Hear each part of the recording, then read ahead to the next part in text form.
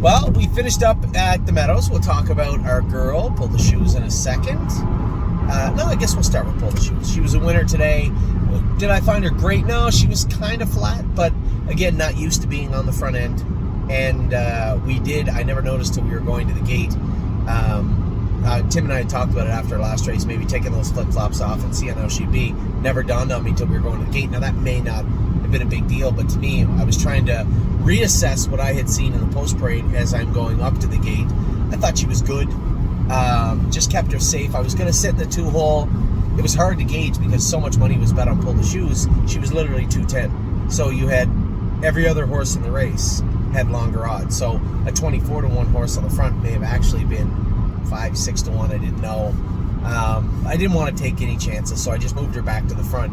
And she did feel a tiny bit flat. As I said to Tim, she still got that woody winter hair on her and seemed a bit flat. I said, Tim, she won the race. She looked good, and I guarantee you there's tons of room for improvement. Probably going to reworm her, run a power pack through her over the next week, and maybe some marquee. In the past we've had treated her for EPM. And now that we have some time before the next series or whatever we want to do with her, might be a good time just to go easy and say, okay, step back. We're going to work on her body over the next week or 10 days. We're going to, Baycox her. We're going to reworm her, as I said, get some vitamins into her and see if we can pack. They've been putting weight on her. She looks good. There's just a huge room for improvement there, which is good. If she'd have won at 59, shiny and fat and feeling good, you'd be like, oh, Jesus, maybe she's just a overnight horse. But she won the race quite handily. Has been doing well with other fillies heading up to this event. So when I look at her body type and I look at what she's done with that body to date, very, very happy with what I see from Pull the Shoes. She will come around quickly. So happy with the win, a good day to start. I guess tonight we can look ahead. Blanton's Blue, he is 8-5 morning line. I was impressed with the way he won last week, and he is coming in very good. We had actually opted to gallop him, and he's another horse that frets a lot when you train him, and he can be a bit of a mongrel, as I said, just bouncing around and being rude when you're trying to go slow with him. So I just opted to gallop him. We did last week. I just galloped him a nice little mile and 2:10, I think.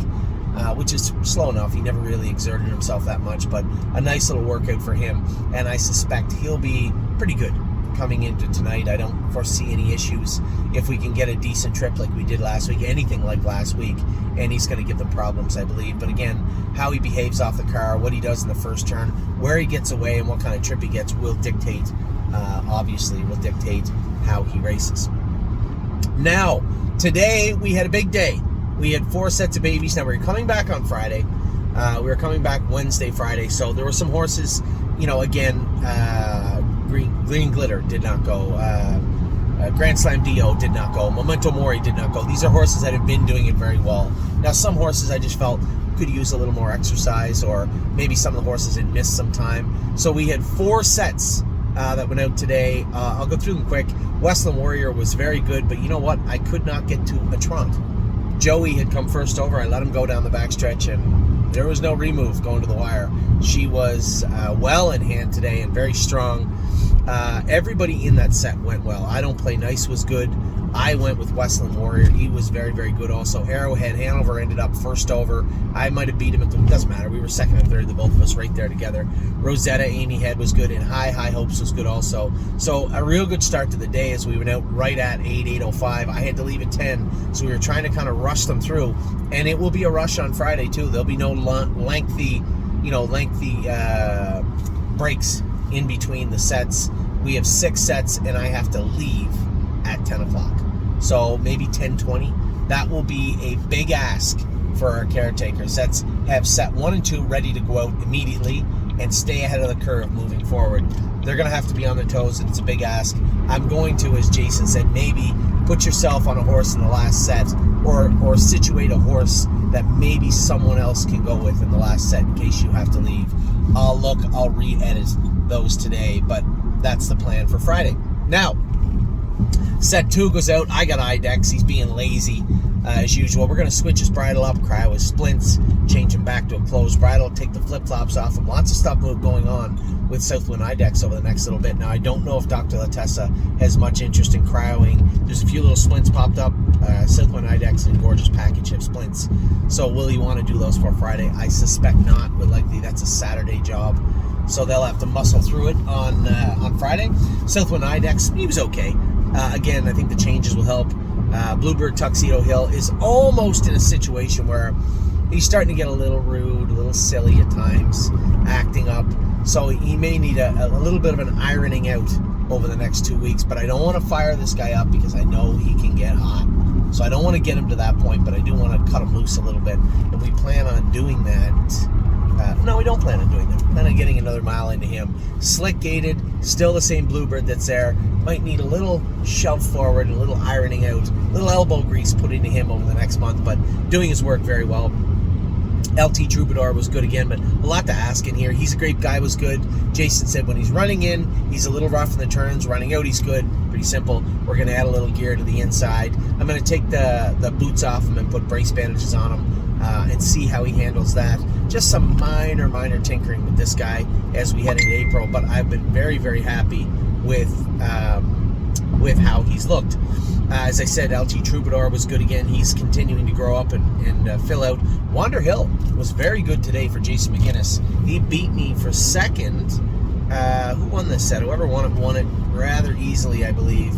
Leggy was in there also. She was good. Who won this set? That was set 2. Southwind Idex. I was second or third. You know what? I know exactly what happened. It was an LT Troubadour. They sent the wrong horse out. Didn't matter. Old Joe was going with both of them, LT Troubadour and Manhattan Money. They flipped them. So Carla mistakenly had sent her Manhattan Money out in the second. We just pushed LT Troubadour to the third. I was trying to figure out who won. Manhattan Money pounded them and looked very, very good today. I was third, I believe, with Southwind Idex, and beating me for second was Wander Hill. Looked very good. So the whole set, again, set number 2 looked very good also.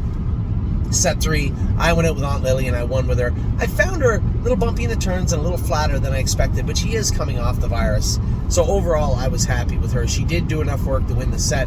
Freedom Hill was absolutely flying on the end of it. We went slower today, so we went around 35.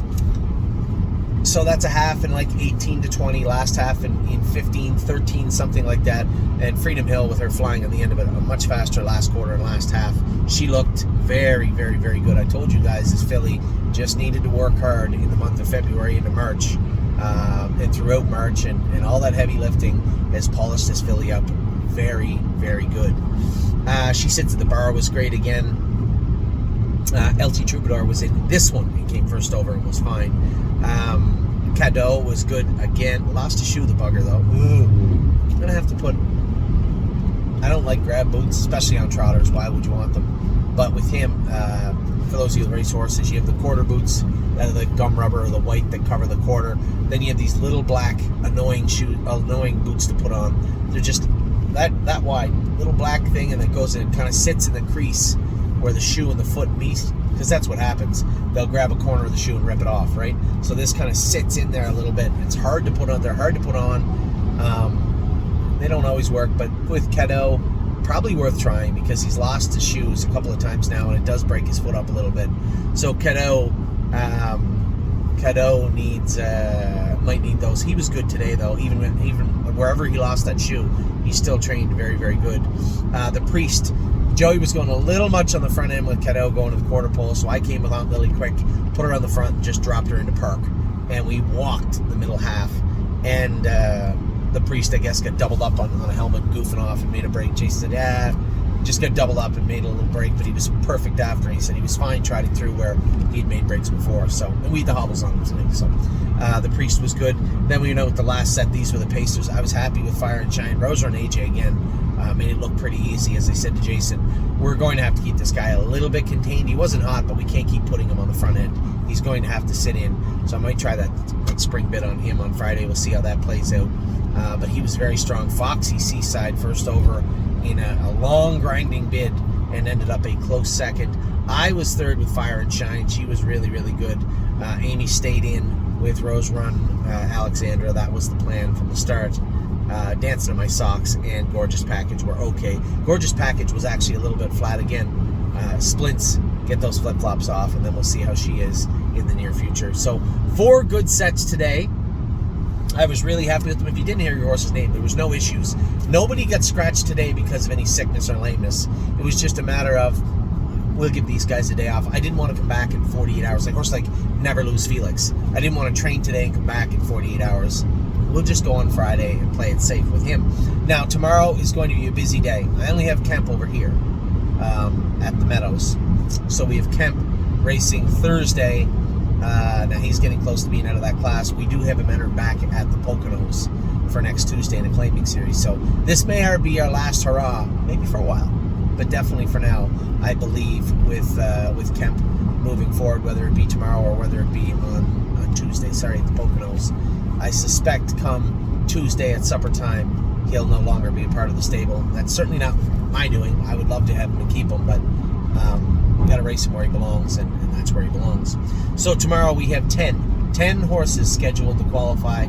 We'll tell you right now, Born to Dance qualifying, Flash Fly, Green Tea, I'm Fancy Like, Insider Trading, Mounds for All, Tactical Mounds will also be qualifying tomorrow. Prince Charmer, Sedona Hill, and Sweeney. Now Sweeney, there was 2 overlapping races, so Jason Merriman will go with Sweeney and Sedona Hill. I will go with Flash Fly and I'm Fancy Like in there. I think, Insider Trading. I think the Insider Trading qualifier, they said there was a couple of Sire Stake horses in there from Ohio that are making their first qualifications back. That's fine. I got one too. She's Pennsylvania bred. And Sweeney, we're just going to go around. If he needs a couple of qualifiers, we'll give him a couple, but definitely one for tomorrow. So that's what's up for today. Tomorrow, what went on today, what's up for tomorrow. Busy day. Thursday, busy day again on Friday. We have 6 sets that will be videoed, and they will start at 8 a.m. You guys know I'm a little liberal when it comes to the post times. I usually stroll in just before. We might get on the track a little late, but that will not take place on Friday. I have to be in Pennsylvania for race number 2. It's a 2-hour drive from Northfield to the Meadows. I have to sign in no later than, let's say, 11:30 would be pushing it. 12:30 would be pushing it. That means I have to leave to be safe 20 after 10. So we're going to try and get as many sets in as we can. It was a good dry run today. We started a little bit late because I had to do a video. So I started at 8:10 and we were done at 9:40.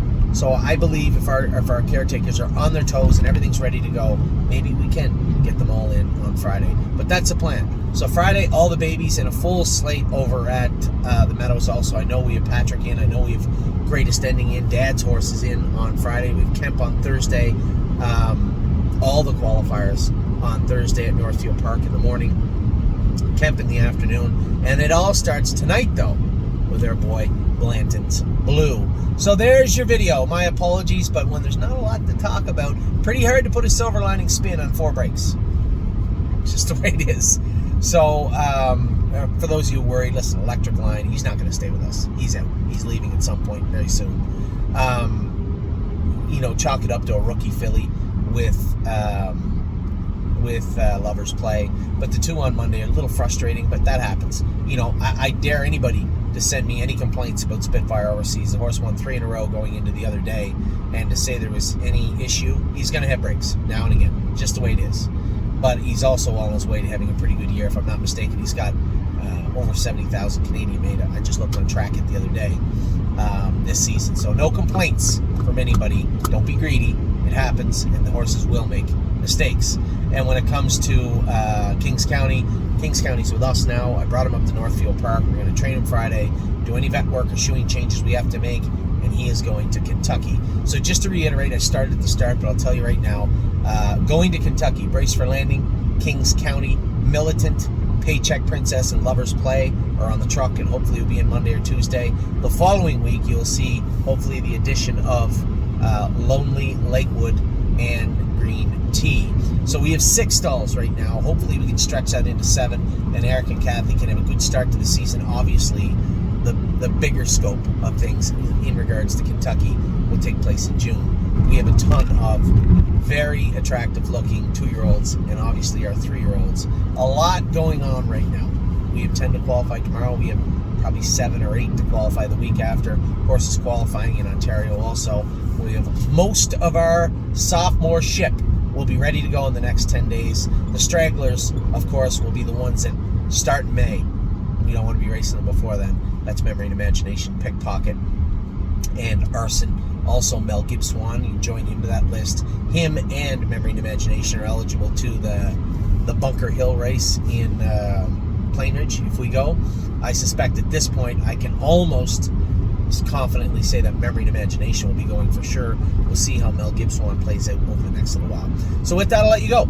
I will talk to you all very soon. Have a wonderful rest of your Wednesday. Tune in. Race 10, I believe, tonight is Blanton's Blue. Maybe start racing. Maybe start watching at race 9 in case I'm wrong. But Blanton's Blue will race tonight. And then a lot of work throughout the rest of the week.